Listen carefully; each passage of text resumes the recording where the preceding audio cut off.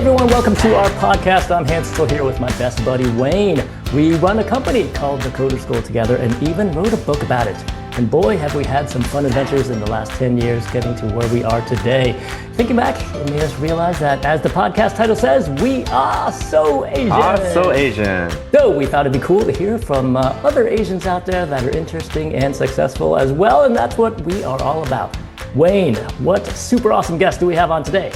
All right. Our guest today is an Asian American politician, our first politician to join us, so we're extra excited and honored.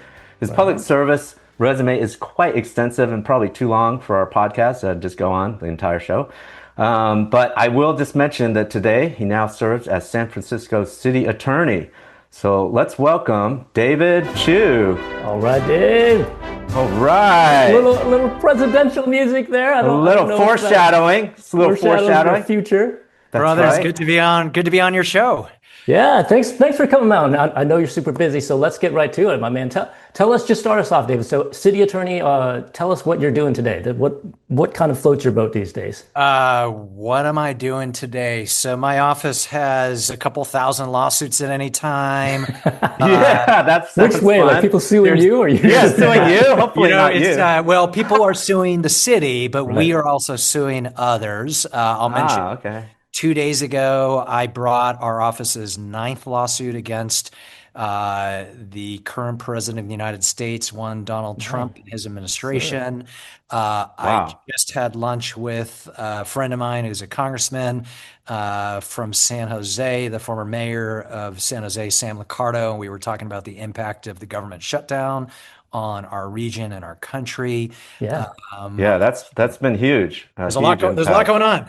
There is a lot going on right now for you. You're a busy man. That's so. I mean, so in our podcast, so you're not just sending emails back and forth and just a calm desk job. It's not a calm desk job. I wish. No, in my job, every 10 minutes, every 15 minutes, it's I gotta telegraph another move and do something different. And let's hear about your personal side of your life a little bit, if you don't mind. Tell us, just start off with the balance part. I mean, it sounds like you are a busy guy. Do you have balance? Are you able to take off and do the things you want to do, or is it 24/7, working for the city and making sure we're all good in San Fran? When I was earlier in my life, I had an expression that most folks do, which is you work hard, you play hard. Oh, yeah, I love that. These days, it's much more of the work hard side of things. But I try to play a little. I try to play a little, with my wife and my 9-year-old son, and nice. Try to protect vacation time and do some fun things every once in a while. But unfortunately, I don't get to see as many movies as I used to. Don't get to go to concerts as I want. Don't get to hang out with my friends like I used to. Try to occasionally get on a surfboard or a snowboard. But it's far and few in between these days. Yeah. Well, I mean, good. I mean, I guess a guy in your position, you got to work your butt off to get there. In fact, I remember I was looking just the other day. I was looking at your background. It looks like your background. You went to Harvard more than once, 3 times apparently to get 3 degrees. Were your parents, were your Asian parents satisfied with 3, or were they like, dude, why didn't you get 4? Well, I have to say, Mom. Still a little disappointed to this day, I think, that I did not become a doctor, which was okay. She's not satisfied. Of Understandable. all tiger moms. But listen, I tell folks I never expected to be where I am. Not just even elected official, but even a lawyer, because I'm the first kid in my family born to my Chinese immigrant parents. When we were growing up, my family, we not only didn't know any elected officials, we didn't know any lawyers. And Mom was really hopeful that one of her 3 sons was going to go to medical school. So I went to... Every Asian parent has that dream. Either that or I did tell my mom that I wanted to join the NBA when I was into basketball. And you wanted to be Jeremy Lin, huh? It's funny. I literally said at one point, like, Mom, I would love to play in the NBA. And my mom's like, no Asian, no Taiwanese. So my parents are from Taiwan. Yeah. So no son of someone who immigrated from Taiwan is ever going to play in the NBA. And then years later, I have a Jeremy Lin jersey and I wear it over to Woo! the place. I'm like, Mom, do you know what this jersey is? And she doesn't. Yeah. I explained to her who Jeremy Lin was, that he went to Harvard and Yeah. and the brothers from our community. Yeah. But that was not the case during the Celtics-Laker rivalries that I used to follow every day. Yeah. In high school. Back in the day. No, when I was growing Celtics up too, honestly, it would have been a fantasy for an Asian to be in the NBA like how he did it. Did you always So, know, David, that so you I mean, because the 3 degrees you got, right? I think it was government and then essentially politics and then JD, right? So those are all very much kind of in line with what you're doing now. I mean, it seems like you just kind of wrote the book a long time ago. Did you know back then? Like, Abso-freaking not. yeah. yeah, okay. So I went to college as a pre-med student. I was a biochemistry. Oh, you were trying to follow your mom's dreams. I was not only trying to follow it, I finished all my pre-med courses. Wow. But two things, didn't do that great in those courses. But more importantly, my freshman year, there was a anti-Asian hate incident that happened at a nearby college. It was Saturday night, 8 Asians going to a party, and they were on a bus, and they got attacked because of Wow. the race and subjected to all sorts of things, racial epithets, the whole bit. Wow. And what was horrifying about that experience wasn't just what happened to them that evening, but the administration of the university they went to refused to discipline the star Oh football my player God. at their school. And there was a call that was put out to activists around the region to come and protest the administration. And I got a phone call. I was like, yeah, sure, I'll go. I knew nothing about politics, knew nothing about civil rights and activism. And I showed up and I got angry. I was super upset about what happened. There was a generation of us that were were motivated to get involved. And I ended up studying the civil rights movement. I switched my major from biochemistry to political science. I ended Wow. up becoming the president of my Asian American Association in college and decided I wanted to do something in the public sector. But I will tell you, at that moment, for many, many years, I never thought of myself as an elected official, as a future elected official. I Yeah, was like running for a for position. that Yeah. never crossed my mind. That's But amazing. I wanted to That's get involved somehow, and that was the beginning. That was your like Batman alley moment then, right? I mean, somebody happened to get Yeah. hurt, just like Batman's parents, and then you I became mean, Batman. yeah. I certainly at ain't no least Batman, but something good came at least out of it. I mean, something that moment from was something terrible at was least. powerful. Yeah, that moment was powerful. Wow, wow. Well, I mean, you've and so tell us briefly about sort of your track from after you got your JD to how you were in Boston, I believe, at the time, right? How what kind of briefly sum up what you did from there and until being city attorney. Yeah, so when I graduated, I went to Washington, D.C., worked for a U.S. Senator for the Senate Judiciary Committee. It was during the first Republican Congress, in fact, the first kind of major historic government shutdown. And I worked defending all sorts of civil rights issues, immigration, worked to protect immigrants in our country, worked to try to create more opportunities for communities representing the diversity of our country, worked on budget issues, kind of the whole spectrum and gamut. At a time when there were very, very few Asian American staffers working on Capitol Hill. In fact, there were so few that the handful of Asian dudes who were lawyers, we would get confused all the time for each other. Because you guys all look alike. Yeah, we all look alike. I We all mean, look alike. Like there were a handful of that. us. There was like a tall Vietnamese guy, and there was a shorter, a Korean guy whose build is very different from mine, and we got confused Yeah. all the time for each other. It sounds like you had enough to at least put together a 5-on-5, and you'd have a tall center. I don't know So, if we there you actually, go, I don't know if I maybe. could have counted 5 Asian lawyers on the Hill at that Not time, even. on Okay. the Senate side. Yeah. Maybe 3-on-3 basketball. 3-on-3, half court. Good enough. Okay. Exactly. But so my boss ended up resigning or retired. And Okay. and I had to look for another job. And I have to admit, I thought to myself, there are so few Asians in Washington. It just didn't feel like a city that would have a lot of opportunities for someone like me. I had quite a few friends out in California, and particularly from the API community. And I'd taken the California bar and landed in San Francisco.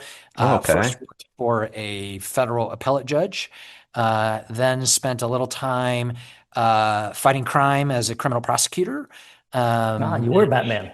You were Batman fighting crime. You just said the phrase. You are Doing a little Batman. bit of that, Fighting crime. Spent some time then as a civil rights attorney, and then kind of detoured for almost a decade. Started a political software company, so I was basically in technology for almost a decade. That's cool. As a founder. Was that around the .com time? You were just like everybody else is doing. Everybody had to do something, and at least a website, right? Yeah. Well, in fact, it was funny because I ran into a law school classmate of mine at a city hall hearing, and the two of us were talking about the fact that everyone and their mothers were starting .coms. Yeah. And we were sitting in the board chamber at San Francisco City Hall. If you know anything about it, it's this very august room, and there were a couple hundred citizens who were there to speak out on different issues at 2:00 on a Tuesday. And the two of us looked at each other and said, how come anyone hasn't done anything to try to organize online? And that became the kernel of the company we started. She became my co-founder, and we were basically a public affairs software company that I ran for almost a decade. But then at night, there were a bunch of things that I was doing that got me involved in the community, and those are some stories that lead me to where I am today. So that political company, so it must have been funded by the government, or was there a revenue No, stream from the- it was actually for-profit? private sector company, and we licensed software to organizations that were trying to mobilize people online. So anyone from the Sierra Club to the ACLU to labor union. Cool. To African American groups looking to build African American constituencies, et cetera, et cetera. Right. So that was fun. But did you take on VC, that whole thing where you tried to raise money? And we actually we did engage with the VC community, and I was a co-founder of that company and ran the company as the chief operating officer for a number of years, and that was my work experience before I ran for office. But at night I was involved in a whole bunch of things. And maybe I'll mention one thing given this podcast. So I was in my late 20s and had a bunch of friends, Asian Americans, a couple things that drew us together. We all cared about our community. But we also like going out, and we liked having a good time, and we like visiting bars. Absolutely. Yeah. And so we decided to start a HAPI Hour, and it was called HAPI Hour. So if you can see how that's spelled. Nice. HAPI. Happy, yes. HAPI Hour. So we started this thing called HAPI Hour, and there were 7 of us. And we decided that once a month, we would visit an Asian American bar, and we would ask that bar owner to devote half of the profits of that night to an Asian American nonprofit that we would support. And the 7 of us decided to kind of pull our crowds together, and the 7 of us became 4,000 of us. Whoa! Wait, so what? This was in San Francisco, and what were the year ranges? This is like in the early 2000s. Early 2000s, exactly right. And this is when Wayne and I were doing the same thing, going out partying in San Francisco. But we were just going out partying and being 2 idiots. Like, we didn't do anything great like this. People. Yeah, we didn't raise. Well, I would tell you, we had gents just like you. I'm not saying you guys are idiots. We had idiots and everyone in between. Yeah, but I mean, we weren't doing anything worthy cause. We were just trying to get female phone numbers, and that would be it. I will tell you, our happy hours did result in quite a few dates. In fact, I have a bunch of friends who credit their wives meeting their spouses at our happy hours to this day, and a bunch of them are still even married. Well, so what I was going to say is, back then it was, for us, there was M Society and Element. Have you heard of those two? Absolutely. Did you hear those? Same generation, brothers. Yeah. Yes, I very much remember. Society, Element parties. We may have been in some of the same. We might have been in some of the same parties. Bizarre Love Triangle, Yeah, Right. could have been, maybe. Who We were knows? dancing to the same tune. We What threw I out can- some names. Probably dated some of the same girls. You never know. I mean, We are that's not going to funny. talk about that. that's right. But that was uh, also, I mean, a lot of us were unemployed right around then because of the dot crash, and then just That Yeah, is yeah, that yeah. is true. So, But what I can tell you is from our happy hour. Here's the punchline: is we did it for a bunch of years. We raised tens of thousands of dollars to these nonprofits. it's fantastic. for you. Of those 7 founders of Happy Hour, 5 have actually held public office. So Wow. completely, After. yeah. After So it's like a none of launch us during pad. that time, Just launch pad none straight of us into it. would have expected that we'd be in office, but it was a time when our community was starting to get more organized and get more active and get involved in politics and community issues. And a bunch of us went on to serve on nonprofit boards and be Wow. executive directors and founders of efforts and movements. And, a decade later, I ran for office for the first time. The 5 of us have often talked over the years of just how none of us would have Yeah. thought our past would have led to that from those happy hour days, but they did. That's amazing. That's amazing. I mean, congrats on you for having started that. And it sounded like, so is Happy Asian Pacific Islander? Yep. I actually Yep. hadn't AJP. heard the Asian API term Pacific until Islander. around COVID. So that's interesting that you guys had that term before the Pacific Islander part. I always just heard Asian Yeah, until it was COVID probably came around around. the time when the Asian American was transitioning to Asian Pacific Islander. Yeah. Right. And so we started that, and then I'll mention a different punchline of the story. So we all got older. We all Yeah. became Yeah. office holders and didn't have time or, frankly, the energy to be out until 2 a.m. doing what we used to Yeah. do.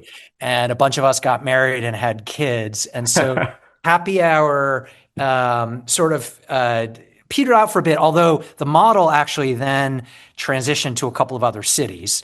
But just a few years ago, after the new wave of anti-Asian hate, when Donald Trump started referring to Kung Flu and the Chinese Yeah. Oh, virus, you're right. That was there was horrible. a new generation of 20, 30 something Asian American activists. And they approached me and said, "Hey, we know you used to run this thing called Happy Hour. Do you mind if we revive it?" I'm like, "Hey, we have Oh, no copyright on that brand. Take it so on." it's And so back. Happy Hour lives on today.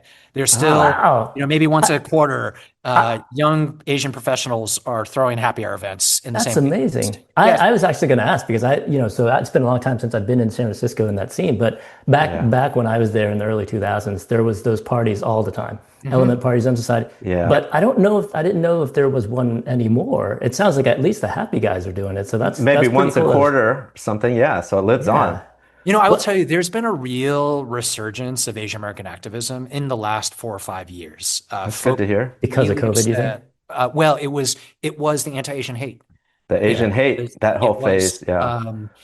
seeing too many grandmas and grandpas pushed to the ground, Oh, beaten, and in some It was horrific horrifying. incidents, ooh, murdered. yeah, Right? It was yeah. the woman who got, who were massacred in the Atlanta spa. It was the Asian American professional who got pushed to her death on the platform in New York Oh, on the yeah, subway. yeah. There's a lot of those. And that time period has revitalized an entire new generation of Asian American activists that I see in San Francisco and Northern California, but all over the country. Yeah. No, So that's so so after all this is I think you were leading a little bit to you ran for office, right? For mayor, is that right, of San Francisco? Well, I ran for office when I was 38 Wow. to represent the part of San Francisco that includes the oldest Chinatown in the United States. And for over 170 years, San Francisco's Chinatown had not had someone from our community who represented us at City Hall. You And mean like an Asian Asian when you American. say our yeah. community? Yep. Yeah. So I ran and became the first Asian American to represent San Francisco's Chinatown, and I've been the first Asian in the different roles that I've had as the president of our board of supervisors in the state legislature, and now as city attorney. And it's been an incredible experience to serve in that role. Really, exhausting and tiring and intense at times, but I never forget kind of my responsibility as a first to do this work and to make sure that I will not be the last. Yeah, wow. Well, right on. I mean, Yeah. thanks for everything that you've done so far, and Yeah, so that absolutely. leads me to want to ask you this question about Trump. We talked about this a little bit before the podcast started, and so tell us about some of these lawsuits that you are putting against Trump from San Francisco, right? San Francisco is actually suing Trump. Is that right? Yeah. So San Francisco has been leading a lot of litigation against the administration. Every day, this federal administration is violating the rule of law and the Constitution and coming after our communities in incredibly aggressive ways, particularly our immigrant communities. I'll just mention, we have been suing and successfully suing to protect health data, public safety funding, housing funding, transportation monies, etc. But some of the work that we are most invested in have been to stand up for immigrants, and I'll just share one of them because it's very important to our community. Hmm. Um, Donald Trump on his first day issued an executive order to end what is known as birthright citizenship. This is Hmm. the idea that if you were Right. born in the United States, you are automatically a citizen, as is written in the 14th Amendment of the Constitution, which literally That's right. states Yep. all persons born in the US are citizens. So Donald Trump tries to, with one stroke of his pen, eliminate that. We were the first city to sue on that. And the reason that issue is so important and personal to me and the Chinese American community is the Supreme Court case that has stood for that right was a case that was enshrined in the history books by a Chinese American named Wong Kim Ark. So go back to the 1870s, Chinese exclusion era, Mm. anti-Chinese sentiment. Chinese Asian Americans were being brutally attacked and in some instances literally lynched in the Bay Area. And during that time period, this guy's parents were Chinese immigrants living in San Francisco's Chinatown. They give birth to him.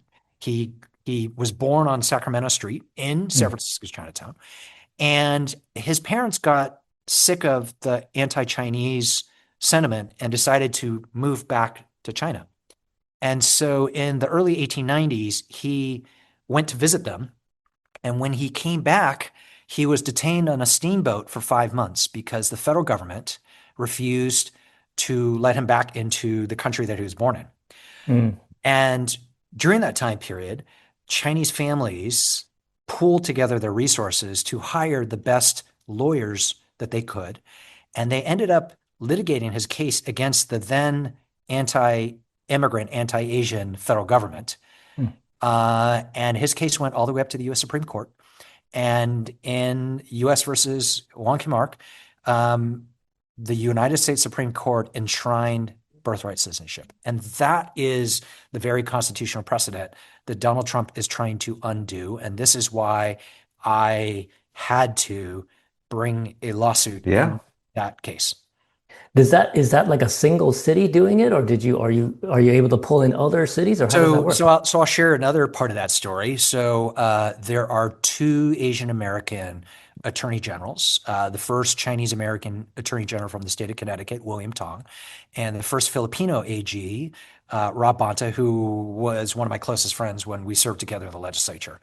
And in the weeks before Trump was elected, I was in touch with William and Rob, and I said, "Hey, gents, I'm thinking I'm going to sue on birthright citizenship if Trump tries to get rid of it." And the two of them were like, "We're in." And Mm. so San Francisco ended up teaming up with a number of states, and we filed the first lawsuit on behalf of public jurisdictions, suing the Trump administration in about 12 hours after he signed that executive order on his first day. Yeah. Wow, wow, good for you. So, I mean, San Yeah. Francisco as the city, you started pulling in the AGs. I guess the AGs are your equivalent at the state level, right? Correct. Correct. Right. And Wow. William, I know, had been working on it, and I know the Bonta folks had also been looking at it. So we were all thinking in the same direction of like, how are we going to challenge this? But we pooled our resources together, put our heads together, and every lower court that has looked at this question so far has ruled in our favor. Well, that's a At, positive. Yeah. at this So there's moment, Great. some level where, I mean, I know Trump likes to put everything up to the Supreme Court. Is it sort of stuck in some court level and eventually gets to the Supreme Court? Yeah, so the case was, or at least there were a number of cases on birthright citizenship. One of the cases has already gone to the Supreme Court on a procedural issue. The process was slightly decided, and all the lower courts had to review their initial decisions. But every lower court that has looked at this either for a first time or a second time has continued to find that birthright citizenship, constitutional, and what Trump is doing is unconstitutional. And this is also personal to me because I'm a birthright citizen. My parents, my parents immigrated here. I am born here. So this would impact me. Right on. Well, best of luck with the rest of that. I'm sure I don't see how there's any way around it, but you sort of never know. Yeah. But, usually at the end of the podcast, I'd like to ask our folks to give us a life tip. From you got such an amazing what do you life. got? Yeah, you probably at least have this one. This better be the best one we've ever heard. I'm gonna put you on the spot here. Life tip. I'm trying to think of what I would say that others don't say. I think it might be along the theme of we will all face setbacks. Everyone, no matter how many opportunities you've been given, will face challenges, will face failures.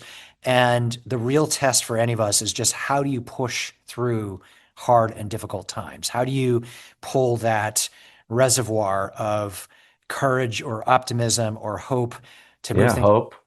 And that's the story of our community. Our community as Asian Americans, we push through Chinese American anti-exclusion acts. We push through Japanese American internment and incarceration. During 9/11, we pushed through the demonization of South Asian and Muslim communities. From 2020 for a couple of years, we pushed through the worst era of anti-Asian hate that any of us have experienced in our lifetimes. And here we are. And we're going to keep doing this. I will tell you, I never expected to be an Asian American elected official. At this moment, I chair an organization that is the first national membership-based organization of all Asian American electeds around the country. There are about 1,000 of us, and we all have the same story. We are the first blank. That's great, and that's great. Out of Wisconsin. Like the first who's out of Wisconsin is now running for governor. The first out of New Mexico. The first out of New York, Atlanta. Right? So hopefully when you go to the DC area now, there's more than 5 of you. Like if you walk around the halls. And it's a good sign. But I tell, all of us had the same experience where we went through that period of self-doubt of wondering, can we do this? Is anyone gonna, who's gonna vote for us? Who's going to give us a seat at the table? And we all got there. And one thing we are all committed to as Asian American electeds around the country is lifting up the next generation so that my son and his generation don't have to scrap in the same way. So that's what I would tell folks is however tough things are, generations before us have gone through it. You just got to push through it. What does not kill us will make us stronger. And we will lift ourselves up and our community will rise. Right on. Awesome. Right on. Yeah. Well, that's a great way to finish this, man. That is a good finish. We both appreciate everything you've done for the community. Wayne and I do our thing, but it's not like what you do. It's not like what you do. So we thank you. Yeah. Appreciate spearheading all and congrats for everything you've done. And thanks for the really fun and interesting conversation. Yeah. Thanks, guys. Appreciate it. We are sponsored by none other than the Coder School, a company that teaches kids how to code with over 70 locations all around the country. So if you're interested in getting your kids to code, head online and check us out. Learn to code, change the world. Thanks for listening.